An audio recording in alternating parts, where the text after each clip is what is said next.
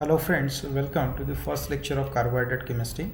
This is Harshal Dapni working as an assistant professor in Maratha Vidya Prasarak Samaj, Nashik.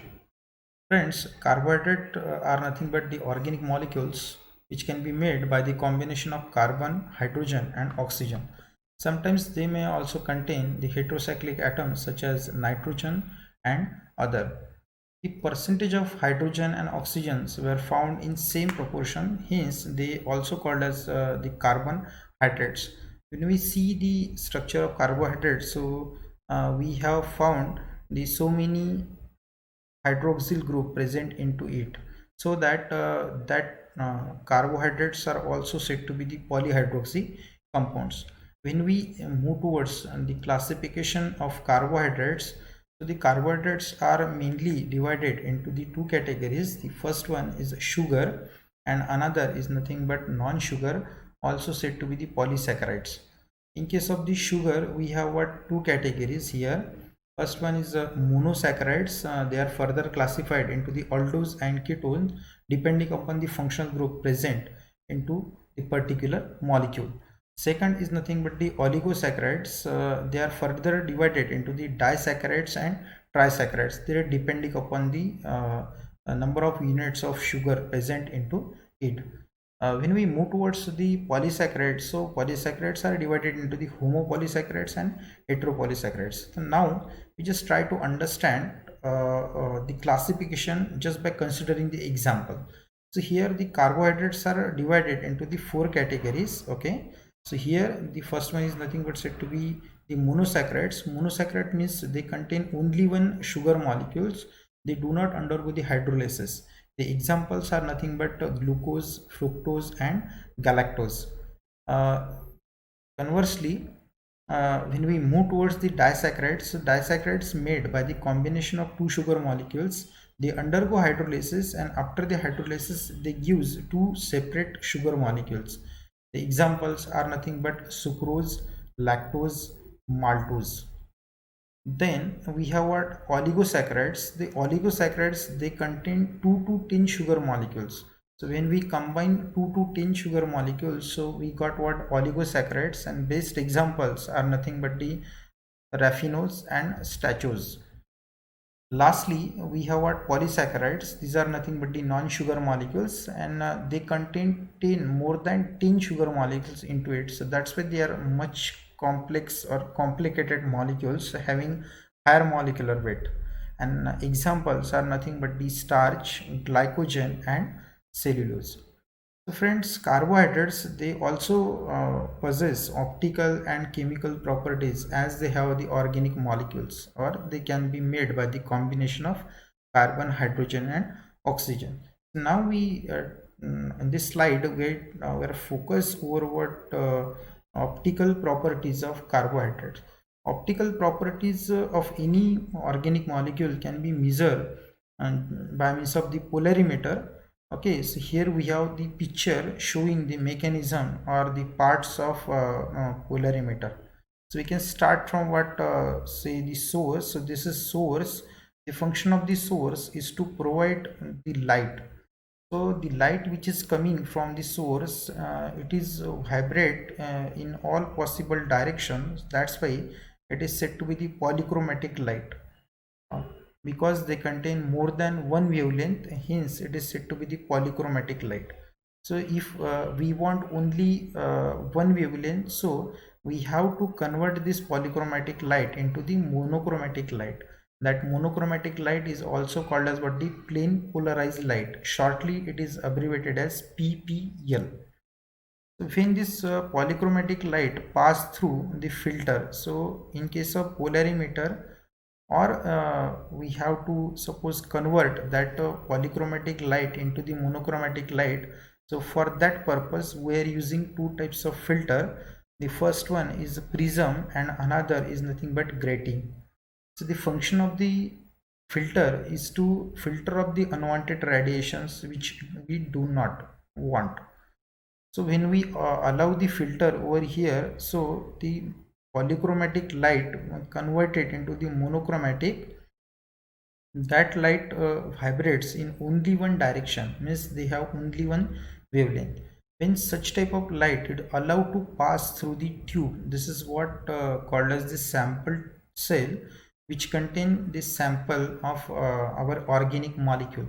When this ppl, that is what the plane polarized light, pass through this sample cell, okay, so the plane of the ppl can rotate either in clockwise direction or in anti-clockwise direction.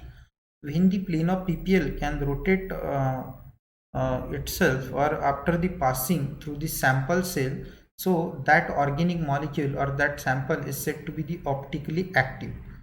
Whatever, suppose plane can rotate clockwise direction or anti-clockwise direction, in both condition we have to say that that compound is optically active, or we can also call as what's the chiral molecule.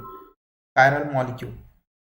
Another case, another possibility is that sometimes when the ppl pass through the sample cell, the plane will not going to rotate. In this case, we can say that this sample is optically inactive, means it is achiral.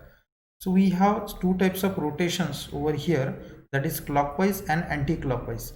So when the plane of ppl rotate clockwise direction, so we can call as what dextrorotatory. It is denoted by means of what d or plus sign. And when the plane of ppl rotate the anti-clockwise side or the left hand side, so we can call as the Leo rotatory, and it is abbreviated as the small l or minus sign. So this is nothing but said to be the function of polarimeter, or whatever the observation we seen in case of the polarimeter. So with the help of this polarimeter, we found that whether our organic molecule is optically active or inactive, means it is chiral or achiral. Then next we move towards the RS configuration. Here the meaning of the R is nothing but rictus, and S means what is sinister. So those organic molecules which having chiral carbon atom, they can be divided into the R and S, means they having R configuration or S configuration. So we have to understand this concept just by considering the example of 2-bromobutane. So this is an 2-bromobutane molecule. Okay, so when we have to find the R and S configuration of any chiral carbon atom, so this is an chiral carbon atom because it is attached to the 4 different groups. That's why it is called as the chiral carbon atom. So here what happened, we have 4 different groups. Okay, so first we have to decide the priority, and the priority based on the atomic weight. So this is what say the bromine, which having largest atomic weight as compared to what say the CH3 as well as what say the ethyl group. That's why the first priority goes to the Br. Second, here we have what say the CH3 and CH2. That's why they have what say the second priority. Finally, we have what say the CH3, which is greater priority as compared to what say the hydrogen, and hydrogen having the least priority among these 4. Here we decide on the priorities of this functional groups. That is what you can say that the atoms, that is Br, ethyl group and methyl group. So the Br is having what first priority, ethyl is having what second priority, and methyl is having what third priority. So when we suppose rotate this, so from first to second, second to third, so that molecule can rotate like this. Okay, that molecule can rotate what like this. So it shall be what the clockwise, means what they having what this carbon atom, what's the S config R configuration.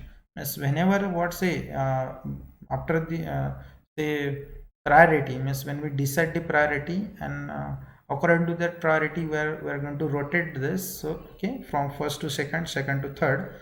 Okay, so if it is what clockwise, so the configuration is nothing but R. Okay, and if suppose it can rotate what's the anti-clockwise, so we can say that the configuration is yes. So see here, and this is what said to be the structure. Here we have what say this molecule, same molecules we have. So here this is what say the dotted line. It can show that this hydrogen is below the plane, and solid line of this Br can show what's the Br present above the plane. So here we already know that the Br is having what first priority, ethyl is having what second priority, and methyl is having what say the third priority.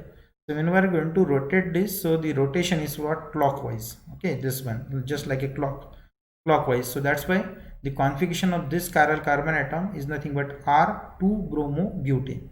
The chiral carbon atom can be shown by the asterisk. So this is what say the sign of the asterisk. Conversely, here this is what say the same molecule, okay, but here this is what say the Br ethyl group present on this side. That's why when we are going to rotate it, so the rotation is what say the anti-clockwise. That's why we are going to say nominate this carbon atom as what? Yes.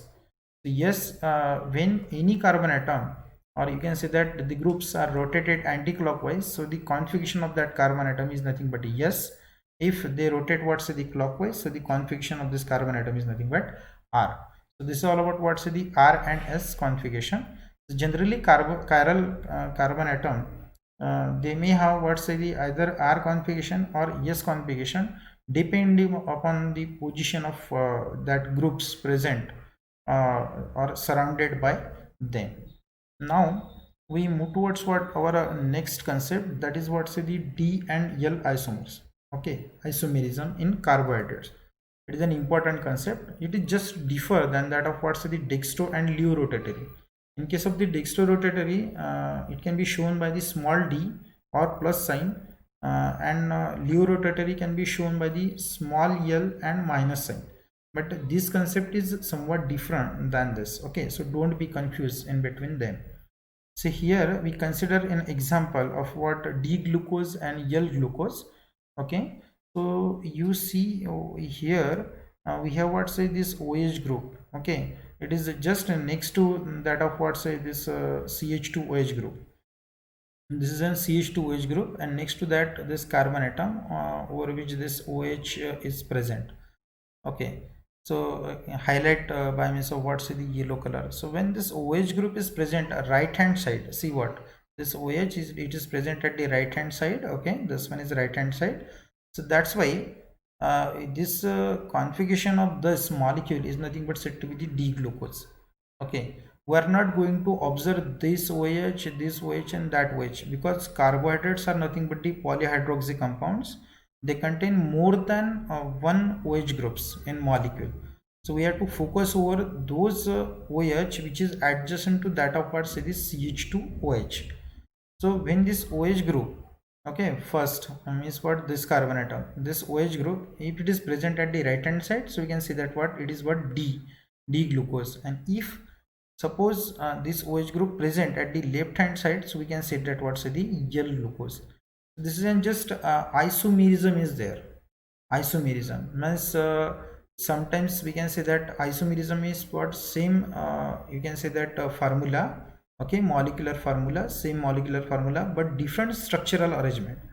So both compound having same structural formula, we can say that same molecular formula, but they having different structure.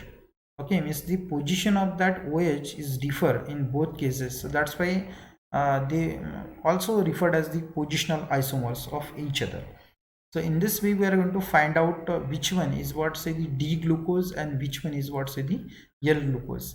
It is purely depend upon the position of this OH, means in which side it is present. If it is present at the right hand side, so we can say that D glucose.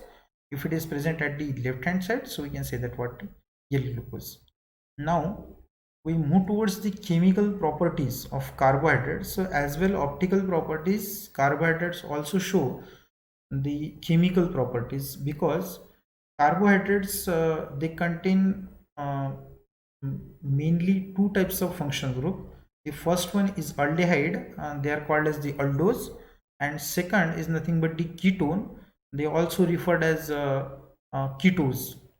Okay, so if we have functional group, so that functional groups, they are reactive and they shows the chemical reaction when some media or reagent comes in contact with them.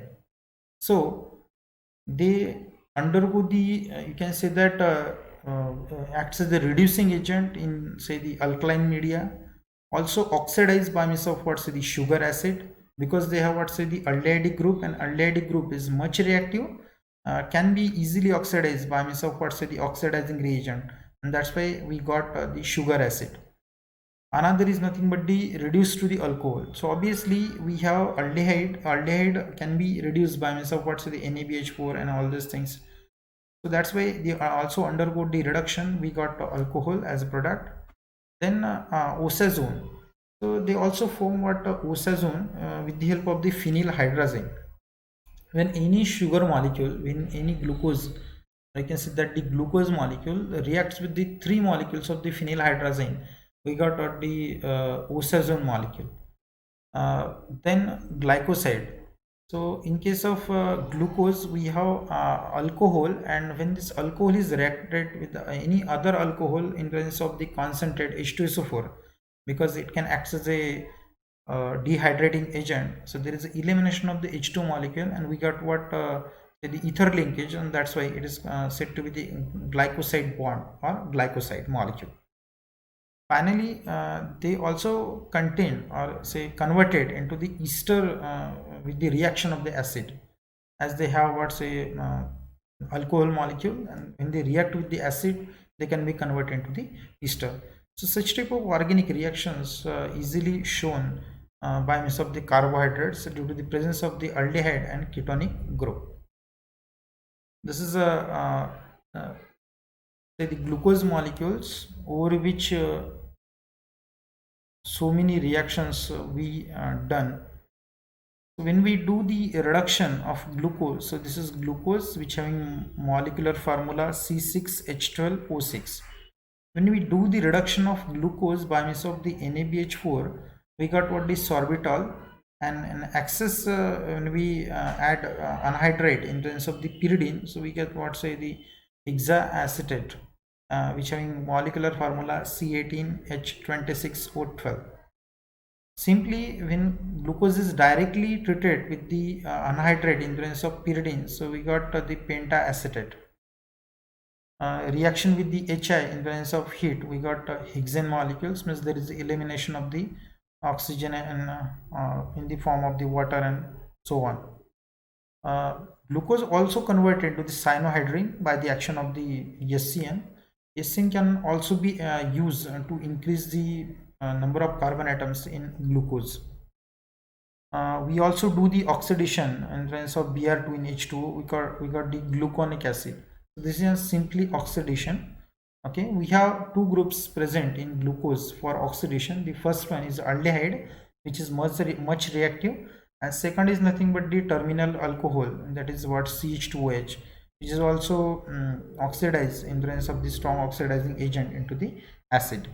And this one is what dilute HNO3, we got what's the glucuric acid.